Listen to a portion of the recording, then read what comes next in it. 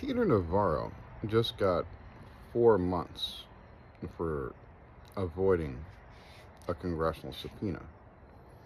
What is going to happen to the congressmen and women like Jim Jordan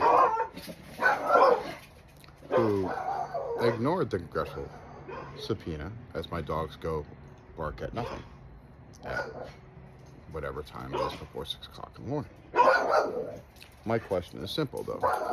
If Peter Navarro, who was as repugnant can be, was found guilty and sentenced to 4 months, then Jim Jordan, who has not answered a subpoena for over 600 days, should get much longer than that, because his was definitely, as well, like the judge said to Peter Navarro, is something of your own making.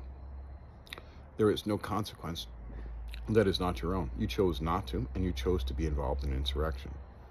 This is how I also think Peter Navarro just got locked up. We have a 2-vote right now loss to the Republicans. Push this up. Where is the Department of Justice on this? Because there's a whole bunch of people on the Oversight Committee that did not show up for their congressional stuff. It wasn't Jared. No, it was Jared Moskowitz. Jared Moskowitz gave a whole bunch when he said he would also go along with the contempt of Congress for Hunter Biden. So, yeah, I'd like to see what's going to happen. And at the same time, if Abbott is getting into a pissing fight with the federal government and state National Guards are being sent down to Texas, why doesn't the President of the United States just federalize the National Guards? Send those people to a nice little trip, to Alaska. Any National Guard unit decides to go down there, gets sent to Alaska, and they can start moving snow around. You want to play games? Joe Biden's the commander-in-chief.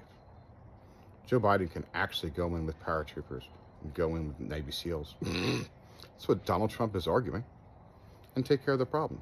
But just precedent for that, too. His name is Dwight David Eisenhower. He did it in 1958, when the state wasn't listening then either. Joe Biden has the ability to federalize the National Guard and remove all of them, because Abbott is trying to do foreign policy, and that's not the responsibility of a governor. The governor of Texas does not have the ability to make a treaty with Mexico, which is the border we're talking about. That is the responsibility of the federal government. Abbott should be rolled into jail. Actually, should be rolled into something very conductive, and then lightning should be put to him, but that's neither here nor there. You want to keep fucking around? Joe Biden should have some really large balls and slap that little bitch in Texas like a $3 hooker.